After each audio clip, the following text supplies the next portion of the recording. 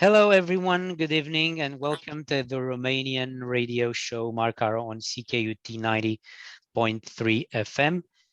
Bine ați venit la emisiunea de radio în limba română Marca-RO. So we have a special guest tonight, and I would like to welcome Steven Eisenberg. Thank you so much. Hi, and thank you for your presence here in our radio show. You are a Canadian artist, right? You are a songwriter and a singer, if I'm not mistaken. You are a producer. And can you tell us who is Steven Eisenberg? Oh, that's an interesting question. Maybe we should get Steven Eisenberg into the studio and he can tell you himself.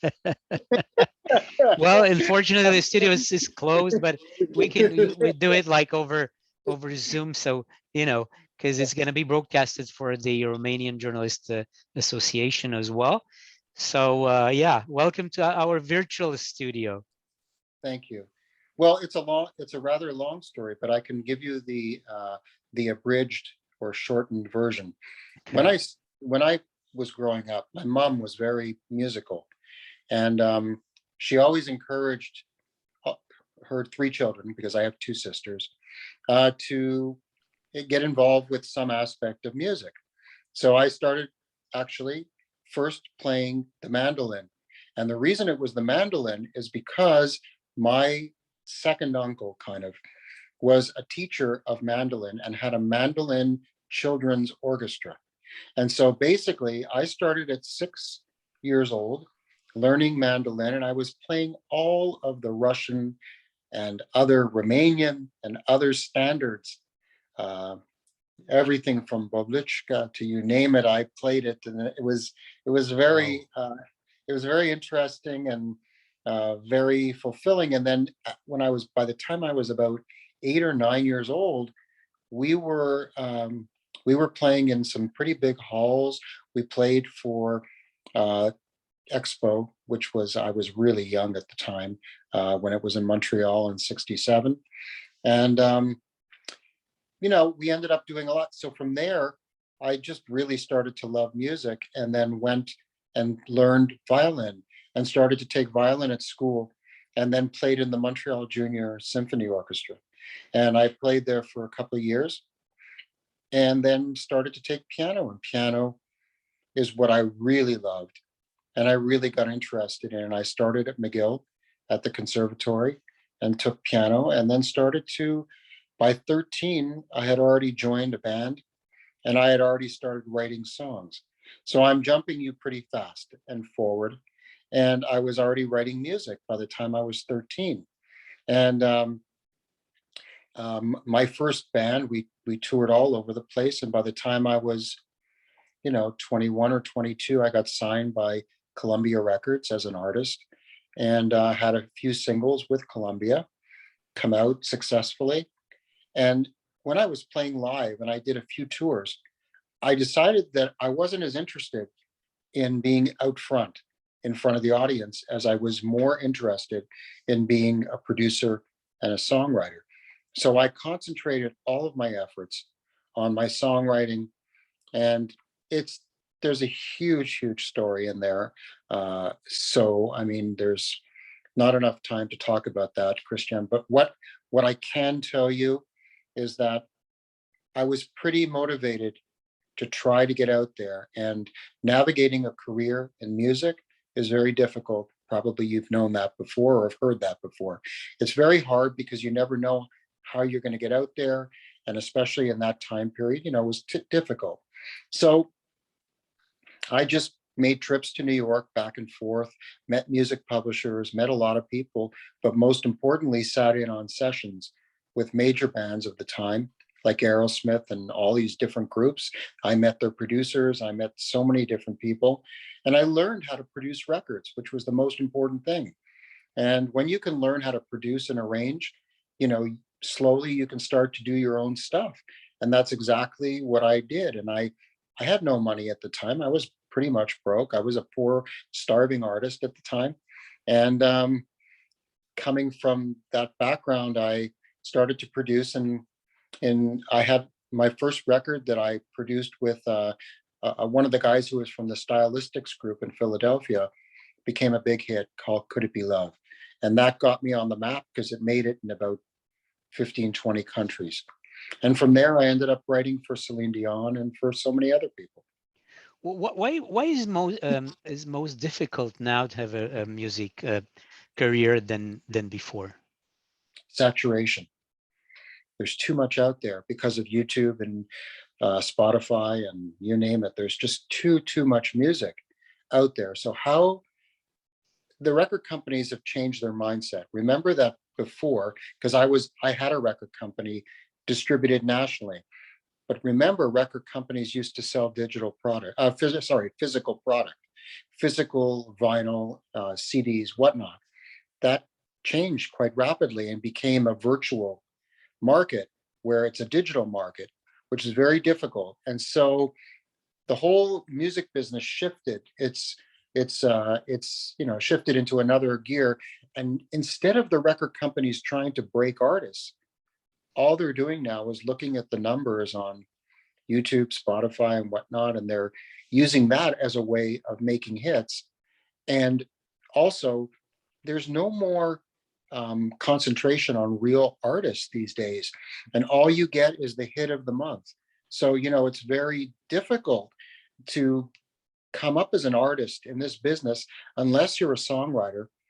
And even if you are a songwriter, well, you really have to have your stuff together in order to be able to get out there with something, because there's so many writing teams and whatnot, and it's just difficult to break into the business. But as you know, by reading music biz stuff, you know that there are a lot of success stories out there in the business, major success stories. And in my time, for my period that I was really hottest, I was a very big success story. I mean, my biggest album that I produced for and signed, in fact, I signed Carmen, who was one of the biggest artists to come out of Montreal in the French-speaking market, R&B, rhythm and blues. And our first album in France sold over 1 million copies. And then in total, we sold close to 3 million copies.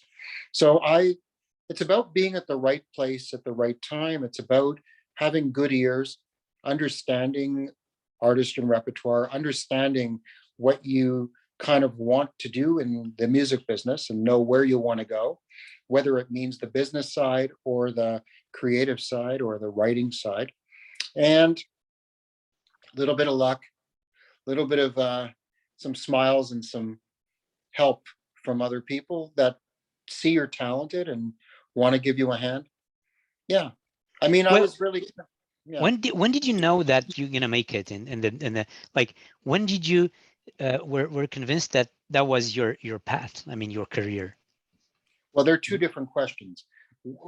When I was convinced that I was in the right career and that I had a chance to make it, was the time where I waited outside the Place des Arts to meet Paul Anka. And he was performing at the Place des Arts, and I decided that I wanted to get him one of my tapes, because at that time, in the 70s, early 80s, I was already basically, doing demos and stuff like that. So I got him one of my tapes and had him listen to it. And his people around him listened, but I didn't hear anything back from them until the last day that he was in Montreal. And then I got a call from his attaché, and she said, come to the Place des Arts. He'd like to meet you. And funny enough, there's a whole story to that. But when he finally did meet me, he hadn't heard anything. He never listened. And he was doing 2 shows that day. So he came backstage between the first and the second show. And he said, he lied down on the couch in the dressing room. There was a piano there, which I didn't realize there would be. And he said to me, so play me what you have. And so I sat down and I played songs for Paul. And then after about half an hour and literally postponing the second show, which is a ticketed show, by around, around half an hour. Wow. he says to me, you know what? I really like what you're writing. He says, I really like your songs. He says, I'm going to be in touch with you. Anyways, months go by. I heard nothing. And then finally, I get a phone call at 3 o'clock in the morning. I'm half asleep. I pick up the phone. I said, who's this? He says, it's Paul. I said, Paul who? He said, Paul Anka. I said, Paul, do you know what time it is? I said, it's 3 o'clock in the morning. Where are you? He says, I'm in Las Vegas. I'm in the gambling casino. I said, okay. He says, what are you doing tomorrow? I said, nothing too much. He says, okay. He says, I'm paying your ticket. You're flying to Vegas. And I ended up staying in one of the nicest suites in the Desert Inn in Vegas. And at that moment, when I was in my early 20s, I called home and said, you know what, Mom? Something incredible is going on here. And funny enough, ironically speaking, that was not my break, but it was the answer to your first question. It told me that I had what it took to do what I needed to do. And what was your break then? Oh my goodness. I made most of my own breaks. I mean, my first break came from that record that I produced with Lonnie Gamble, who was the guitar player of the Stylistics from Philadelphia. I wrote a song called Could It Be Love? And it just became a huge hit here in France, #1, all over the place. And it got me off the map, not just as a songwriter, but as a producer as well. And the record sold extremely well internationally, and it became a gold record in Canada, etc. And then I started to produce a number of other different artists and write for different artists. And one of the artists I wrote for at that time was a girl named Nancy Martinez. She was from Montreal, but she was signed to Atlantic Records in the United States. And I wrote a number of hits for her in the States, top 40 in the US. And then I happened to meet Rene Angelo, who is Celine's husband and manager. He was her manager at the time. They were married, maybe possibly. I think they were married. Anyways, we were in the studio and he came in and introduced himself. They were working in a studio next to us, and they were finishing off an album by Celine called Incognito. And that album was completely finished. It was being mixed by Aldo Nova, who is a famous rock guitarist player, and he was working with her. And it was all done. So he said, do you have any songs for Celine? And how come you haven't sent us anything? And I said, well, I didn't actually know how to send you the songs to begin with, because I didn't know him. And so he said, well, can I hear something? So I sat down at the piano and I played him this song. He called Celine to come in the studio too. So I got to meet her at that time. And I played this song for them. And she looks at Renee, and in French, she said, l'album n'est pas fini.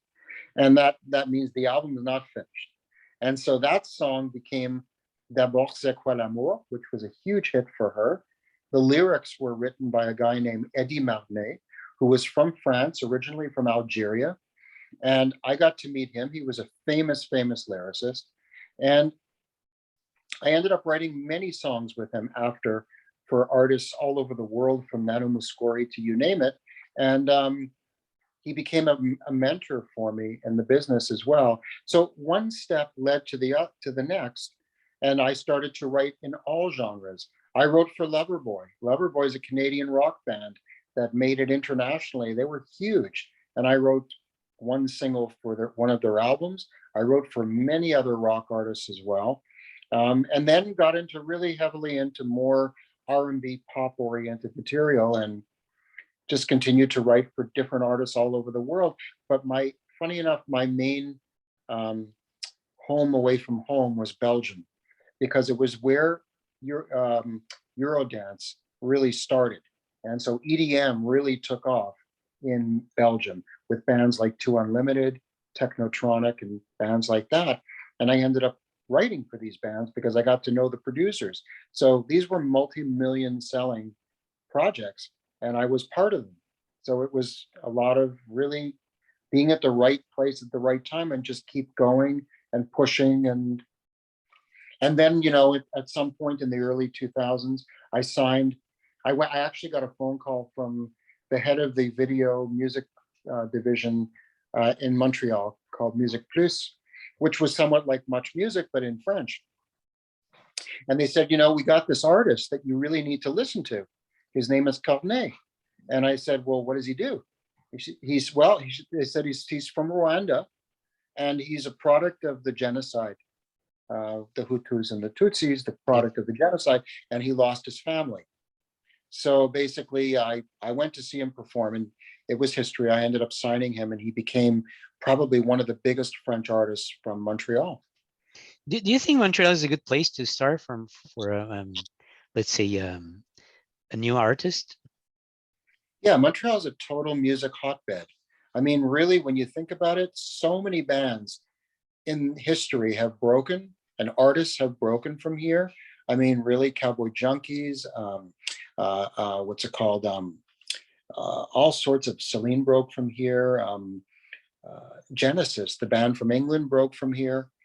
Montreal is such a music loving environment, and there have been so many different groups that have come out of this city that have done well on the international level, all over the place. And it's surprising because you always, you ask where they're from a lot of times, and they come from here. You wrote a lot of songs. Do you have anything you really like? Like, do you have one the most, I don't know, cherished a song that you really like? The story and everything, like in this bunch of songs, which is it hard to say, for example, I like this song because I don't know, then this happened, or this is the story of this song? Or well, every song has its own story, every song has its own character, but there are certain songs that, of course, are more special than others because either the lyrics were really special and they meant there's something very strong. I love the song that I wrote for Mary Carmen, which is called Entre l'ombre et la lumière. It's a very famous song here in Quebec and in France as well. It's a great lyric, and the music is very, I thought, was produced beautifully. It was my music and Mary Carmen's lyrics. It's being used now. It was just picked up by Cirque du Soleil and is being used for their next production. So I was very honored to have that happen very recently. Look, there's very few French or Francophone artists within the last 10 years that I haven't touched. So basically, I've written for so many, and so it's just basically they all have something special. If you Google my name, either Stephen Tracy or Stephen Tracy Eisenberg, EIS, you'll come up with a website called Discogs, DISCOGS, Discogs. Every songwriter, producer, artist is on Discogs, and you can see I've written under a number of different similar names because we all do that, and you'll see the body of my work, and there's a lot of songs and productions in there. I was really into funk. I mean, I was into so much, and I loved producing funk. This guy I produced named Maurice Messiah, it was a really cool record called Seventh Heaven that I produced, which was totally a funk kind of project. I'm very diversified in what my taste is and what I like. But for the most part, in that special 80s era, I was writing a lot of rhythm and blues and funk and that type of stuff because it was what moved me at the time. Is it different to write music for Francophone artists versus Anglophone artists? Is there any difference when you, for example, you're thinking, oh, I'm going to write a song for Celine Dion, or I'm going to write a song for some Anglophone artist? Do you think like there is a different game in a way? Yeah, it's an understanding game, because people who don't come from Quebec or from France for that matter, but more even just from here, don't really understand the character of the actual song itself that has a possibility to work in a country like France, Belgium, Switzerland, French-speaking countries. It's like, for example, when you listen to Russian music, music that comes from Russia or comes from uh, Ukraine or from any of those areas, there's a certain sound and a certain vibe to it. And if you're melodically not in that vibe, it's pretty difficult to write for one of their artists because an Americanized song, they're not going to relate to it and it won't be the same genre of what they want. Whereas, if you're familiar with what stylistically, but then there's also the other thing is that markets like France are very eclectic. So that's why you don't hear of a lot of records from here working in France. It just doesn't happen. And you have to understand culturally the market in order to understand what type of an artist or what type of song would work in a territory like that. And it's got a lot to do with um, your youth culture understanding of what might have a chance in a market like that, and then you still have to deal with how are you going to get it out there. So it's pretty complicated. I knew when I listened to Corneille that he had a very new soul, nu soul, something that had not been really heard in France, but that France had started to develop a rhythm and blues market in French. And so I took a shot on him because his lyrics were extremely strong. And when we produced the record, when I released it in Montreal on my label, and I released him at the Place des Arts as being the first Black artist to be released at the Place des Arts, I got tons of media attention because of his background and the genocide and whatnot, but it was difficult to sell records until I finally got a record deal in France. And quite honestly, I got refused by every single label in France. All the multinationals refused it until the largest independent label called Vagram Music said yes, they loved it. And there was a whole story to that. But anyways, that's how that became a success. And then, of course, hindsight is 2020, and everybody comes back to you and says, holy, I don't understand what happened. How is it possible? Because we were on top of the charts, and then we won at the Victoire de la Musique, which is the Grammys in France, for Best New Artist. So, these things are huge. And then people who ended up declining or passing on the project, or they missed something. I was getting emails saying, what the heck did I miss? What the heck? How did this happen? It's like unbelievable. Like they couldn't understand. But it's funny, but I've done that many times in this industry. And that's why I'm a bit of a loner. I really don't work with anybody.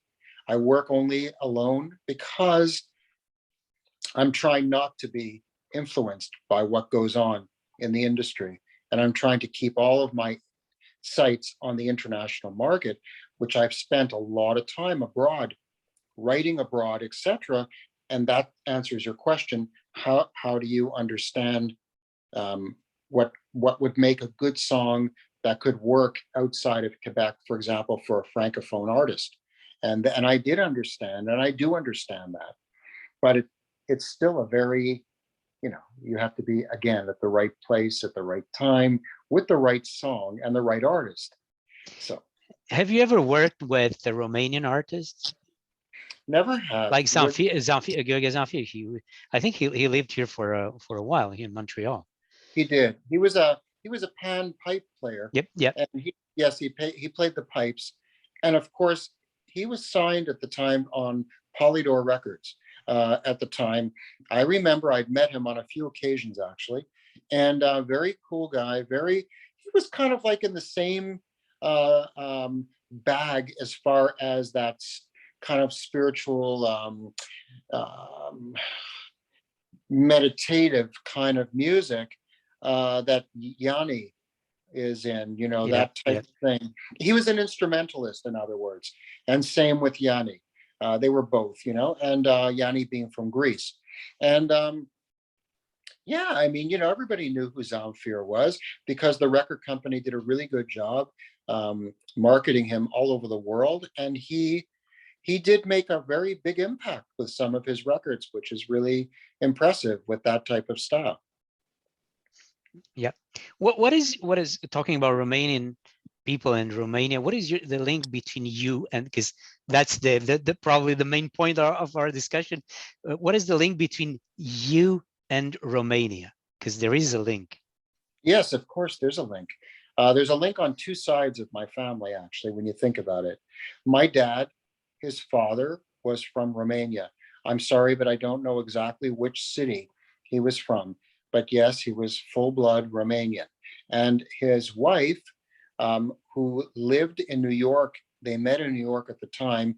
He came over to New York when he was very young from Romania, um, was originally also Romanian. And they must have met at some sort of a gathering in New York that was more of a Romanian gathering of different people from that country.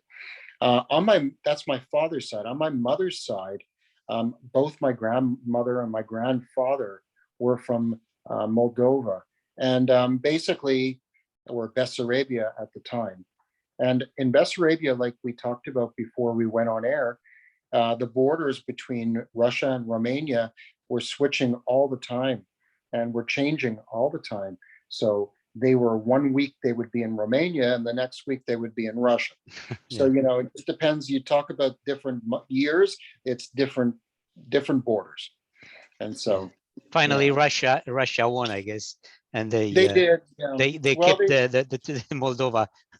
Yeah. yes, like they did with other countries that they had as part of the USSR, that basically some of them were lucky enough to break away and become independent, and others still, I mean, look, Russia still got Crimea, and they still, are still doing funny things right now in Yeah. Ukraine. So it's pretty difficult to see what Putin's strategy is, except we all know that it's because of the fact that these are countries that border on the EU, and basically they're of value to him to have them, just like Belarus is Yeah. of value to Putin. I mean, he doesn't care much uh, for Lukashenko, but he knows the value of the border of Poland and of other countries that border on Belarus. And so he doesn't want to give that country up, so he controls it through Lukashenko. And that's Yeah. I think he's one of the USSR's nostalgic, like someone who probably actually he said it right. I want to do again the USSR like spirit, and even why not the territory. So yeah, we'll well see what actually, happens. actually people who come from that spirit, and my wife's family does, because Belarus was part of the USSR, who come from that original USSR spirit at the time, even though they had their problems of socialism and whatnot, and at the time, people were still quite happy. And the thing that changed is when politically his, when Putin came into power, his motives became quite a bit different. And so, things changed pretty drastically.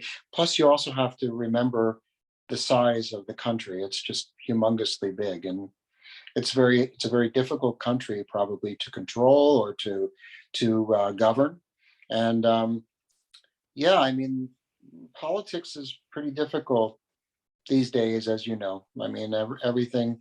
I'm not, like we talked about. I'm not very political, but I do read, and I enjoy reading. I don't believe a lot of what I read, but I like to read it anyways, just to see different people's opinions and what they have to say. Do you have a lot of, well, do you know, let's put it this way, do you have any Romanian friends here in Montreal or in Canada? Do you have any contacts with the Romanian community?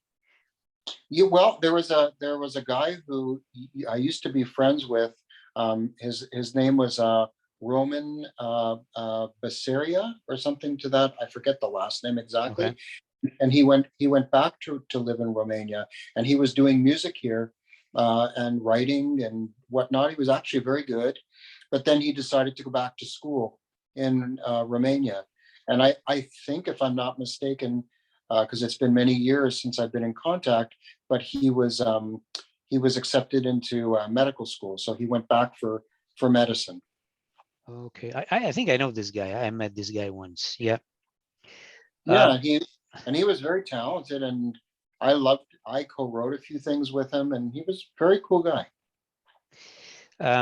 What do you think about what's going on? Because a lot of people, Romanian people, they're not very happy with what's going on in Canada right now. With the Freedom Convoy and everything. What do you think about it? Like about Well, all this? when you say that they're not very happy, is it that they're reading the media the way that we read medias, and Yeah, they the media, and also the what happens with the because I think Romanian people are very sensitive to any type of um, I was about to say dictatorship, but any type of imposing things to people, they really hate it. We had a lot of bad experience with Ceausescu and with the communist regime. It's so funny you brought his name up. I was going to bring it up, but I didn't. I was waiting for you to do that. But, Yeah, so but you have to see. It's very funny. Look at anybody who comes from Eastern Europe. There's a few things that a lot of people there have in common. Number one, they don't trust government. That's the first thing. Number two is the fact that they have come through a lot of stuff over the years, like many people, but maybe even more so coming from there.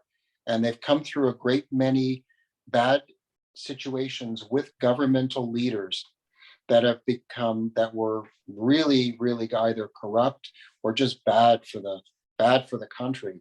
And so it's very difficult for them to come around, and no matter where they've emigrated to, if they live here or if they live there, and just all of a sudden believe in what's going on. For example, with COVID, the highest rate of unvaccinated people is in Eastern Europe. yeah, that's very interesting. I was about to talk about it. By the way, I don't see you anymore. I on like there is no more light, but anyway. Oh, I'm going to turn my light on just a sec here. Yeah, I think. Okay, I'll let turn me. Yeah, I was telling you that I think that people coming from Eastern Europe, if you look at their backgrounds and the type of governments that they've been through, there's a few commonalities that I've picked up over the years, apart from the fact that I'm married to someone from Belarus. But that's apart from that. They don't trust the government. And so, in general, and so in order for them to trust in somebody, they have to do things that they're going to understand. Number two is the fact that it's the highest area in the world right now that is unvaccinated in the world. And there's good reasons for that, very good reasons for that.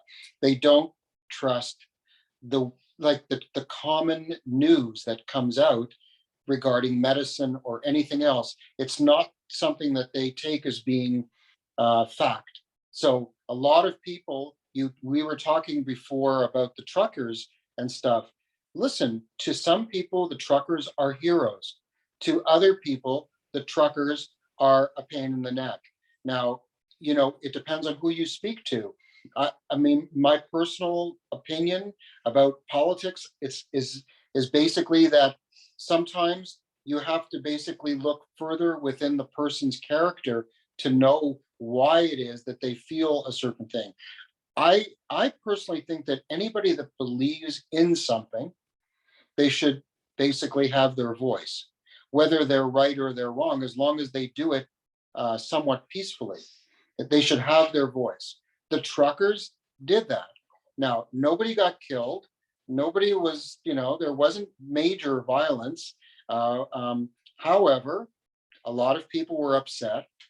And sometimes if you look at it the opposite way, that's what it takes in order to get your message across, that you're not happy with the mainstay, or with the news and the whole vaccination process situation, because this was an anti-vaccine rally.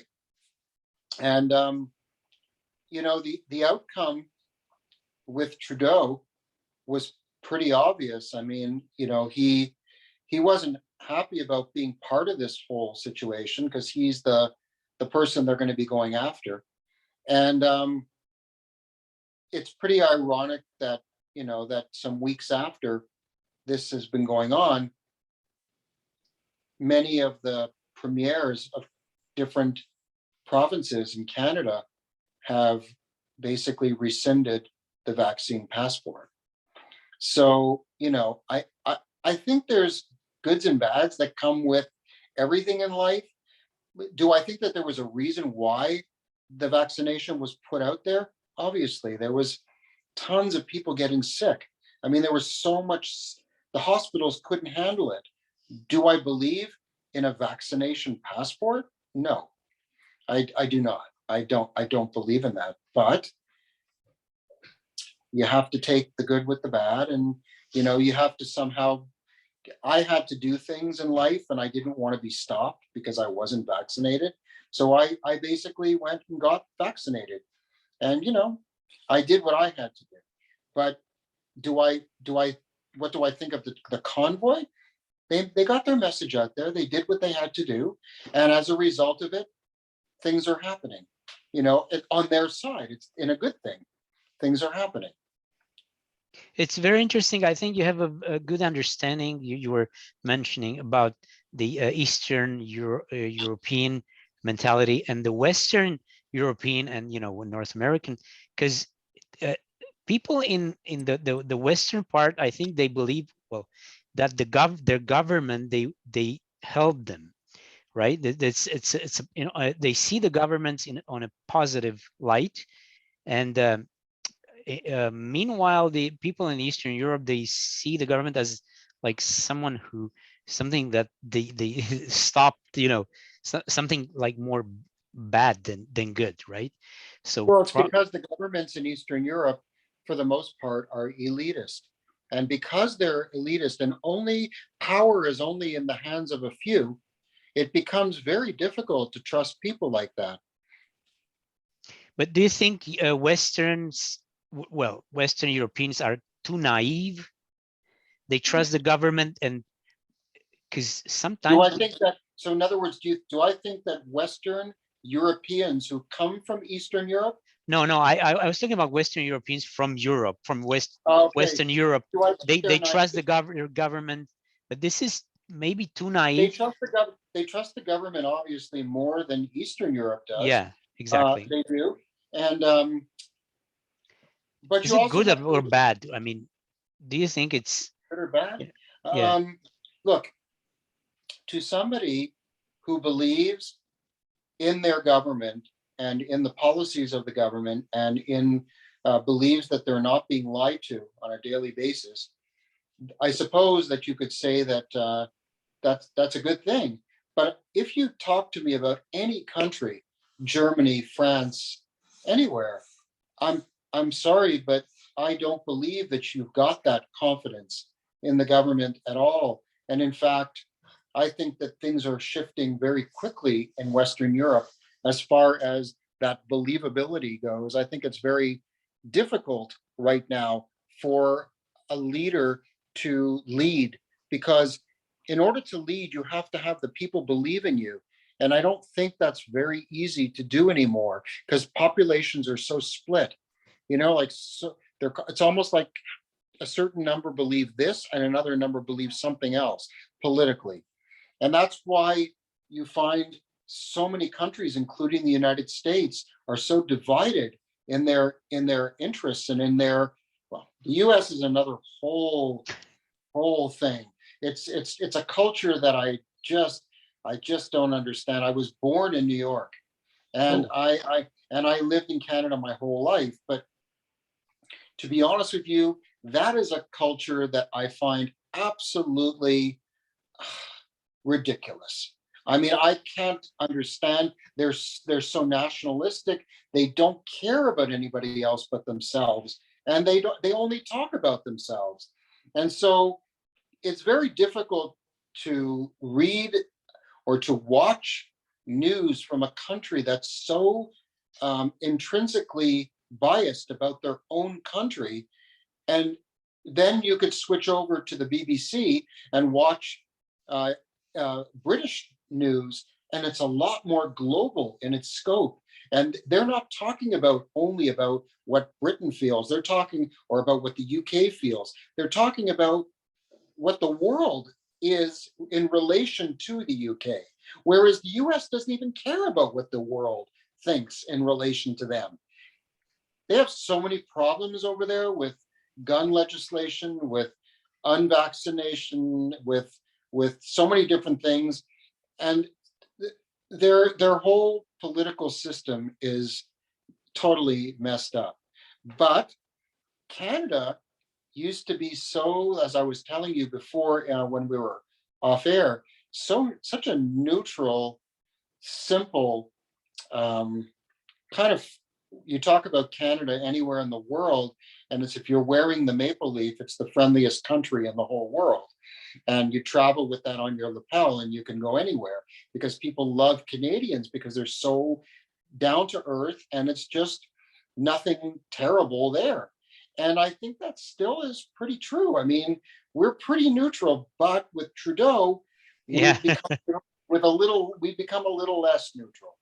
And exactly. I think now people believe that Canada, what's going on? I have friends from Romania. They wrote to me, hey, what's going on in Canada? They they passed like the legislation, the laws that they're not not people friendly anymore. They freeze bank accounts. They do this and they do that. What's going on? well, Canada in general is still a very friendly, very peaceful country. There's very strong gun legislation in this country, unlike in the United States, and you don't hear about a murder every 4 minutes like you do in America. Here, there's still a beautiful standard of living and a beautiful way of life. And even if you speak to most Europeans that have emigrated to Canada, they will say the nicest things about the country and what it's provided for them as far as peace, quality of life, quality of living in terms of their standard of living. You know, it's a very difficult line to follow. I mean, when you talk about like something versus something else, I can't tell you what life is like in Romania, but I can tell you what life is like in Canada. And I can tell you that I wake up every morning and I look at the news, and it's depressing for me to read a lot of the stories that I read about different subjects that range from COVID over to politics, over to international business and other things. I think Canadians still have their heads in the right direction. I don't I don't happen to agree with a lot of our policies, but look what, if you really do need to compare, you just need to look at how things go in other countries, and you realize that however much of a nutcase we think Trudeau might be, and still maybe too young to be where he is, I think that he's not dangerous. He's not a dangerous guy. I mean, he's just sometimes makes crazy decisions, but he's not dangerous to the population. And people don't wake up in the morning wondering if they're going to be visited by the RCMP or whatever. Yeah. or the Canada Revenue Agency or anything like that. I mean, I think that he's doing his best with what he's got. Do I think he's the best, you know, politician or prime minister that we've had? Obviously not. In fact, his father was so much stronger and such a much more of a of a bureaucrat and someone who understood the median point and where to go to the right or to the left. I read about France these days, and their politics are really in the garbage. And Merkel has just left; she's left power, so Germany's going through a new phase now of government. And sometimes it's really difficult to look on the other side of the world and see what it is that they're experiencing and they're going through. It's hard enough to live on your own side of the world and see what we're going through, and what this last couple of years has been absolutely, I think the word is different, and maybe slightly devastating for certain people who have lost their jobs or they're lost their businesses or whatnot. It's been a very, very difficult and different way to go through life. I mean, I don't ever remember going through a pandemic. I never did. And do I remember being vaccinated? Of course. I mean, come on, everybody when they were young, including you, Exactly. got Yeah. polio, rubella, measles. You got all that. Oh, Those yeah, are all. We got them all. Yeah, For sure. the only difference between the COVID vaccine and those is the fact that there was less time to study it and to make it tested for a 2-year or 3-year or 5-year period before actually giving it to the population. Were you affected by the pandemic? I would say, yeah, because I basically I wanted to do many things and felt that I was kind of restricted just by the fact of what it takes to travel these days and what it takes. It's getting better. I mean, we're starting to see things kind of become a bit more open in terms of the way to travel, etc. But right now, if you're not, I'm vaccinated, but if you're unvaccinated, you still won't have that possibility to travel. So a lot of people are basically stuck in Quebec, and they can't really. They can go in Canada, but it's very difficult to go outside of Canada. And so it's the same with the United States, and it's the same everywhere in the world at this point. I think once we start to come back to normal again and restrictions get lifted, then I think that a lot of really good things are going to happen again, and people will thrive. Um, I didn't go through that much craziness during the pandemic, other than seeing what's going on around me in life, business, and whatnot. And I've seen and heard a lot of very not good stories about people who either got sick or who lost their businesses or that kind of thing. And COVID has not been such a good story for many people, and other people, they've thrived with it. I mean, they've used it to make more money.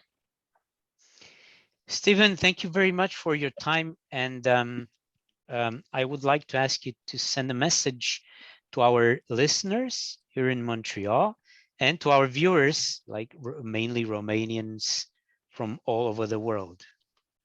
Well, I'm very proud to have Romanian ties in my blood and in my family. And I think that one of the things that I'd really like to do is to visit your country. And I really do want to do that sooner than later. I know that I will end up going to Romania in the next while. There are a number of different countries that are in that area that I want to visit, which would include Belarus and the like, for obvious reasons. And look, I mean, I think everybody has a story. And I think that you need to continue to live and to be happy and to consider yourself lucky that you live in a free country and that you have freedom of speech and you can do things that you always wanted, hopefully, to do in this country, and that nobody's telling you that you shouldn't do them. I think visiting Romania is a very good idea. It's a very nice country and a lot of things to see and to feel. Thank you very much. Thank you for having me on this show, and I'm really happy that I did this. Thank you.